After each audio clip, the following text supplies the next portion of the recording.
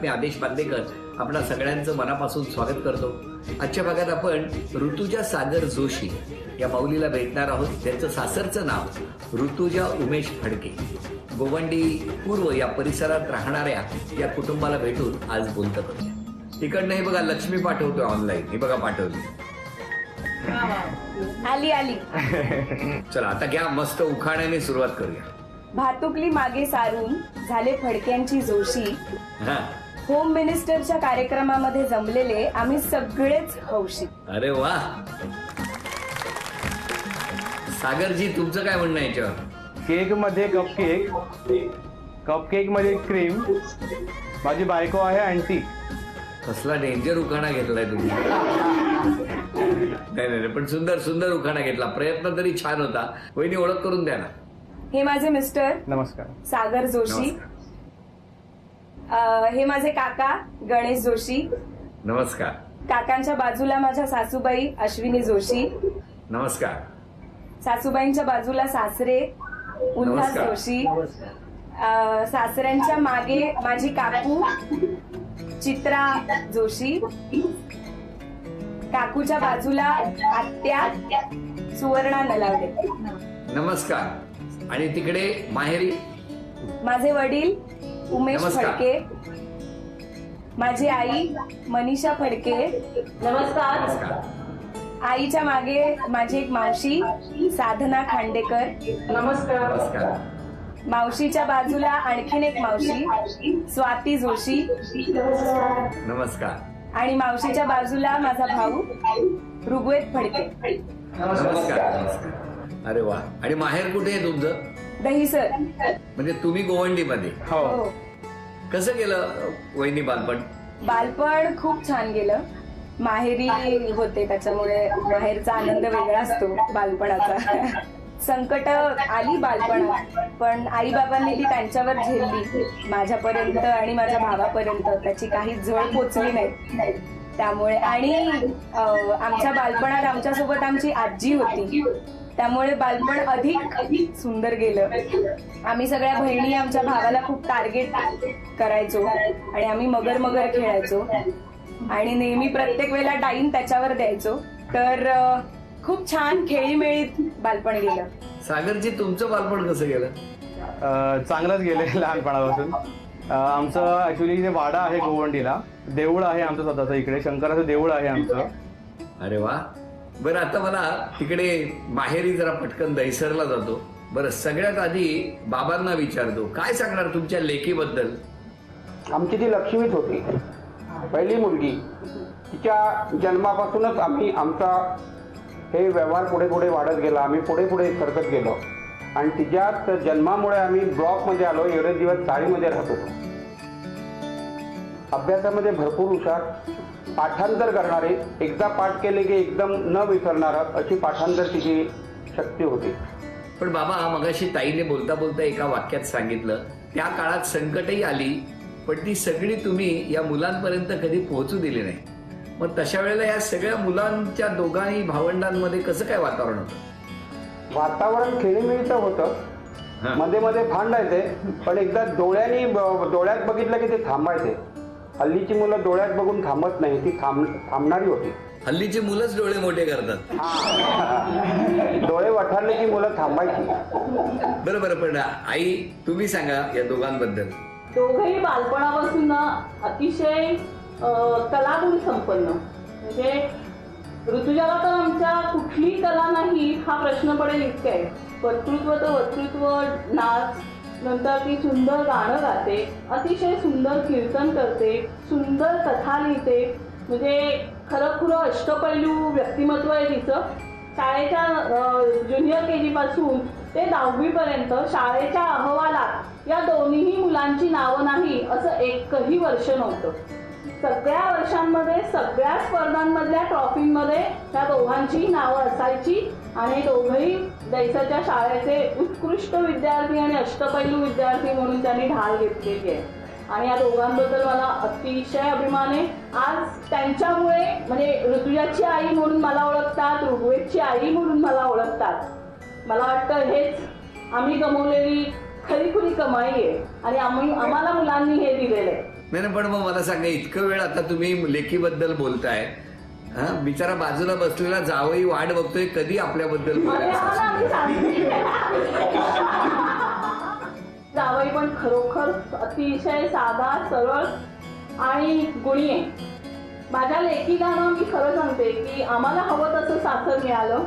तिच्या कलागुणांना आणि तिच्या व्यक्तिमत्वाला त्यांनी खूप पाठिंबा दिला आणि ते त्यांच्या पाठीशी, तो आधी मुळात तिच्या पाठीशी खंबीरपणे उभा आहे आणि तिला कधी कुठल्याही गोष्टीला नाही म्हणत नाही. म्हणून ती आज तिच्याकडे असलेले कलागुण जोपासू शकते आणि पुढे जाऊ शकते. एक फक्त मला जाणवलं, काय सांगा, की सुखी संसाराचं रहस्य काय आहे, तर बाबांनी शांत बसणे. असं नाहीये. हो, खरं तर ना तो खूप बोलतात बाबा, पण आहे ना तो खूप हळवा आहे आणि मुलीच्या बाबतीत काही बोलताना ना त्यांच्या तोंडातून शब्द फुटत नाही. आता खरं ना बॉम्ब फुटणार आहे बघा. तो पाठी भाऊ आहे ना, त्या भावाला मला विचारायचंय आपल्या बहिणीबद्दल त्याचं काय म्हणणं आहे. तिच्याकडे बघून मी गोष्टी शिकलोय बऱ्याच. म्हणजे ती जेव्हा स्टेजवर उभी राहायची तेव्हा ती सगळ्यात पहिलं तिने केलेला एकपात्री प्रयोग तिचा हा ती फुलराणी होता. तिला बघून बघून मी ते सगळं शिकलोय. त्यामुळे प्रचंड सपोर्टिव्ह आहे तेवढीच, आणि तेवढीच खूप छान मैत्रीण आहे. म्हणजे लहान असताना माझ्यासाठी ती आई होती आणि जशी जशी आम्ही दोघेही मोठं होत गेलो तशी तशी आमच्यातली ती बहीण भावाचं नातं कमी होऊन मैत्रीचं नातं कधी झालंय आमचं आम्हाला सुद्धा कळलेलं नाही. मग अशी ताई जेव्हा लग्न करून सासरी निघाली, काय भावना होत्या? नाही, मला सुचलं नव्हतं काहीच. मी सुन्न होतो, कारण मला फोन करून वगैरे बोलवलं होतं. मी गडी होतो त्यांच्या लग्नात. मी परत कुठेतरी कोणाला तरी सोडायलाच गेलो होतो जेव्हा हिची पाठवणी होत होती तेव्हा. पण मी घरी परत जाताना मी गोवंडीवरनं निघालो होतो चेंबूरवरून. घरी यायला आम्हाला जवळपास 1 ते 1.5 तास लागला होता ट्रॅफिकमुळे. पण मी तो 1 ते 1.5 तास खरंच रडत होतो, कारण घरी आल्यावर ही सवय नव्हती मला. नाही खरंच आहे, प्रत्येक भावाची ही भावना असते आणि लहानपणीची भांडणं सगळी त्या डोळ्यातल्या पाण्यातनं निघून गेलेली असतात. मावशी बोला. तिच्याकडे खूपसे गुण आपोआपच तिच्यात आहेत, पण दुसऱ्यांचे चांगले गुण जे आपल्याकडे नाहीयेत ती घेण्याची वृत्ती पण तिच्याकडे खूप चांगली आहे. ऋतुजाकडे खूप चांगले गुण आहेत, हे आता आपण ऐकलंच आहे. पण अजून एक सांगते की त्यावेळेला ऋतुजाचं लग्न करायचं ठरवलं आणि तिने एवढी मोठी फॅमिली पसंत केली, तेव्हा आम्ही सगळ्या खूप लोकांनी सांगितलं की अगं खूप मोठी फॅमिली आहे, तुझं त्या फॅमिलीमध्ये कसं तू करणार, काय करणार. पण त्याच्यानंतर त्या फॅमिलीमध्ये जाण्यासाठी जी तयारी करावी लागते ना, तिने ती सगळी तयारी केली. सगळ्यांकडून तिने शिकून घेतलं. वा वा वा वा, कसं वाटतंय वहिनी ऐकताना? खूप छान वाटतंय. पण आता इतकं बोललेला जो दादा आहे त्याला एक मी आव्हान देणार आहे. न थांबता कुणीही प्रॉम्प्टिंग न करता जर त्याने या प्रश्नाचं उत्तर दिलं तर आत्ता गोवंडीला असलेल्या ताईला झी मराठीकडून सोन्याची नथ तो बक्षीस म्हणून मिळवून देणार. तर ती देणार का हे मला बघायचंय. हे नातं कुठलं ते तुम्हाला सांगायचंय. ताईच्या मुलाच्या मामाच्या आईचा नवरा तुमचा कोण? माझे बाबा. अभिनंदन. तेव्हा ताई तुम्हाला मिळत आहे झी मराठीकडून ही सोन्याची नथ जी दादानी मिळवून दिलेली आहे. सागरजी, तुमची शाळा कुठली हो? माझी चेंबूरची स्वामी विवेकानंद हायस्कूल. मग तुमचं फळ्यावर कधी नाव आलं होतं का? बऱ्याच वेळा आले. 2 प्रकारचं नाव येतं. वर्गात मस्ती केली तरी नाव येतं आणि अभ्यासात मस्ती केली तरी नाव येतं. तर आता मला सांगा तुमचं कसं यायचं नाव? मस्ती गेल्यावरती जास्त वेळा नाव आलं शाळेमध्ये. मला अशी मुलं खूप आवडतात, ती लग्नानंतर शांत होतात. बरं मला सांगा तुमच्या घरी कसं वातावरण होतं? किती जणांचं कुटुंब तुमच्या लहानपणी? ऍक्च्युली आमचं जॉईंट फॅमिली आहे. आम्ही सगळे 12 जण आहोत आम्ही घरी. बरं. आजी आजोबा काका काकू, त्यानंतर माझा भाऊ आहे, काकाचा मुलगा, मुलगी काकाची, आत्या आहे, 2 आत्या आहेत माझ्या घरी, आई बाबा आहेत. पण कसं गेलं बालपण? कसं गेलं बालपण? आनंदात गेलं. म्हणजे आता काय दुःखात आहात का? नाही, अजून. मला तुम्हाला विचारायचंय, इतक्या लांब त्या दहिसरला होत्या. हो. तुमच्याकडे शंकराचं देऊळ आहे. मग भेट काय महाशिवरात्रीला झाली का? काय कशी झाली दोघांची भेट? अरेंज मॅरेज केलं. हो मग काही हरकत नाही, काही चुकत नाही. काय झालं वहिनी, कसं काय? एक वधूवर सूचक मंडळ ग्रुप होता आणि आईने मला सांगितलं होतं की 1 जानेवारी 2018 ला आपण तुझं नाव नोंदवायचं आहे. तर तू मेंटली फिजिकली सगळी प्रिपेअर राहा, योग्य वयात सगळ्या गोष्टी झाल्या पाहिजे. माझ्या मैत्रिणीने सांगितलं होतं की असा व्हॉट्सअप ग्रुप आहे, तू जॉईन करणार का? तर मी म्हटलं हो चालेल. आणि मी आईबाबांचा नंबर दिला नव्हता कारण आई बाबा दोघंही वर्किंग. म्हणजे त्या व्हॉट्सअप ग्रुपवर सगळ्या स्थळांना माझा नंबर, माझी माहिती, माझे फोटो अशी एक PDF फाईल होती. ती माहिती त्या ग्रुपवर पोस्ट केल्यानंतर सागरची आत्या, शुभांगी आत्या, त्यांचा मला फोन आला की माझा भाचा आहे लग्नाचा, तुमची माहिती मी वाचली आहे, तर तुम्हाला पुढे जायला आवडेल का? तुमची भेट कधी दोघांची? आमची भेट झाली पहिली 11 जानेवारी 2018. आणि लगेच लग्न जमलं? पहिल्या भेटीत आम्हा दोघांचं हो झालं होतं. मग आम्ही घरी येऊन आमच्या पालकांना आम्हा दोघांचं हो पण झालं. पहिल्या भेटीला दोघेच होता? हो. तुमच्या पाठचे दैसरचे गाड्या घेऊन नव्हते तिकडे? कोणी नव्हतं. आणि मी तरी घरी सांगून आले होते, सागरने तेही सांगितलं. पण आता ज्या दिवशी भेटला त्या दिवशी तुमच्या दोघांचं नक्की झालं का? हो. आणि मग लग्न किती महिन्यांनी झालं? 25 नोव्हेंबर 2018. मग इतके दिवस काय फक्त फोनवर बोलणं तास? नाही, खूप फिरलो आम्ही. रिसॉर्टला गेलो आम्ही, दोघंही खवय्ये असल्यामुळे खूप वेगवेगळे हॉटेल्स ट्राय केले. किती वर्ष झाली लग्नाला? 2.5 वर्ष झाली. आणि आता ही 2.5 वर्षात सुद्धा तोच उत्साह, त्याच्यात फिरता? येस. आई बाबांचं काय म्हणणं आहे, जरा सुनेबद्दल ऐकूया. बाबा एकदम छान आहे, सून ऍक्टिव्ह आहे, सगळ्याच्या मध्ये हौशी आहे. बर. सगळी कामं पटकन 2 मिनिटात काम आटोपते ती, कोणालाही मध्ये येऊ देत नाही. म्हणजे चांगली सून मिळाली तुम्हाला, हो ना? तिकडची लक्ष्मी आमच्याकडे आली, ती लक्ष्मी आमच्याकडे लक्ष्मी म्हणून. पण सागरमध्ये काय बदल झाला का हो लग्नानंतर? थोडासा तर होतोच ना लग्नानंतर, थोडासा. काय कुठला हो थोडासा म्हणजे? आधी ऐकत नव्हता, आता जर तिच्यामुळे बरंच तो सुधारला, ऐकतो सगळं आता. पर्याय नाही त्याच्याकडे आता. बाबा काय म्हणताय तुम्ही? काय नाही, पाहिजे तशी सून मिळाली आणि खूप आवडीची सून मिळाली आहे. आणि मुलीसारखीच आहे ती आणि सगळ्यांना सांभाळून घेते एवढ्या मोठ्या कुटुंबामध्ये. काका काय म्हणतायत?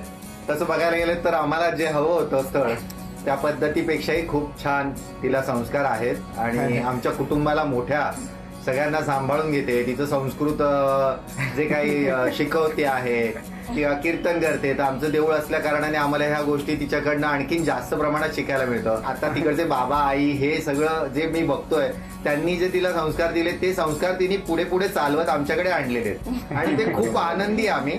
ती आली आणि ती सगळ्या घराला अजून सांभाळून घेतलं. याच्यानंतर आमच्या मुलांना ती चांगले संस्कार लावते आणि पुढे लावेल, तर आम्हाला त्याची चिंता नाही आहे. दोघांमुळे तशी चिंता नाही.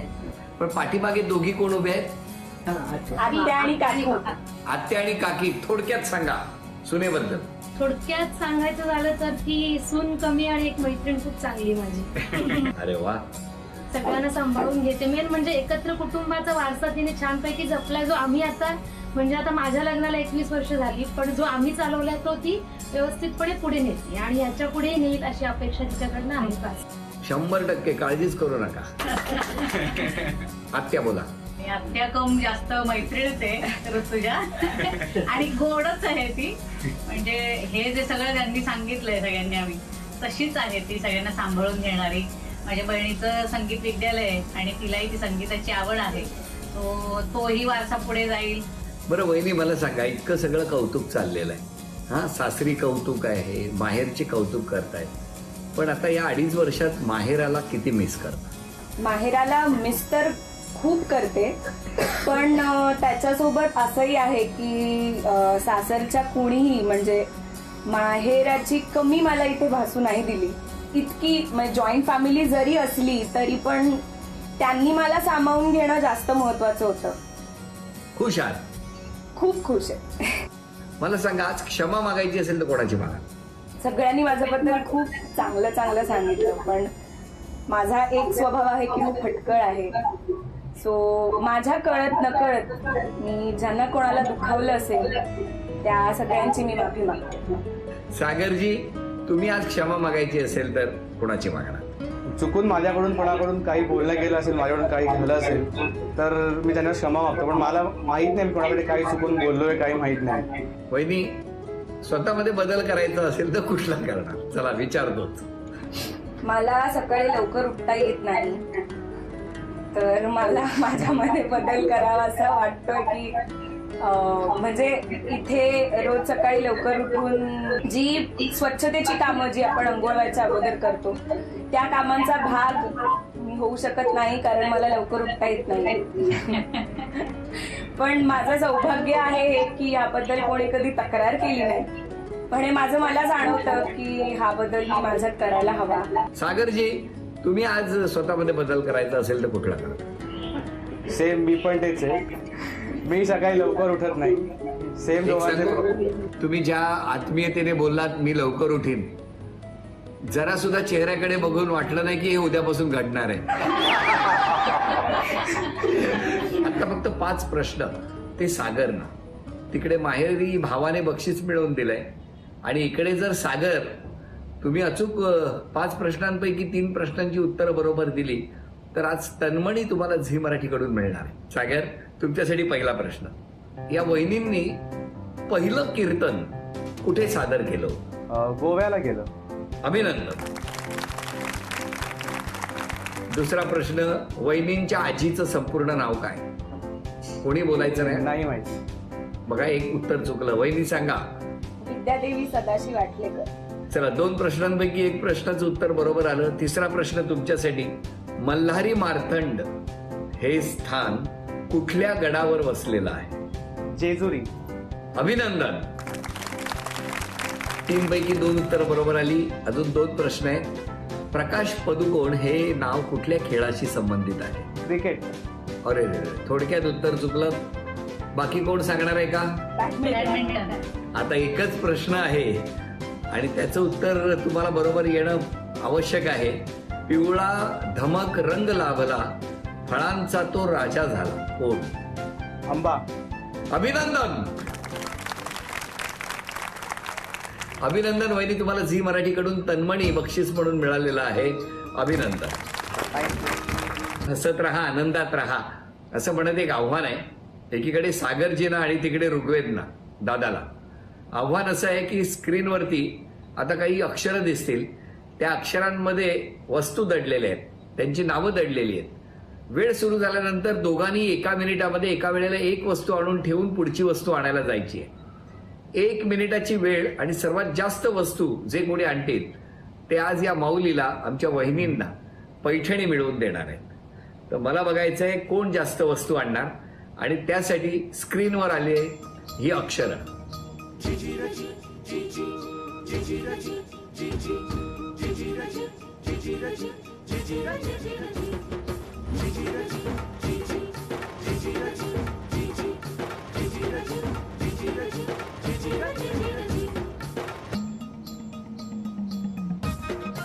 वीस सेकंद झाली. 20.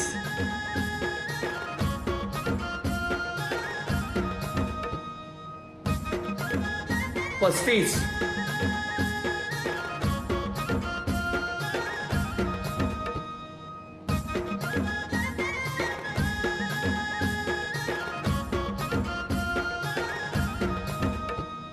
10, 9, 8, 7, 6, 5, 4, 3, 2, 1.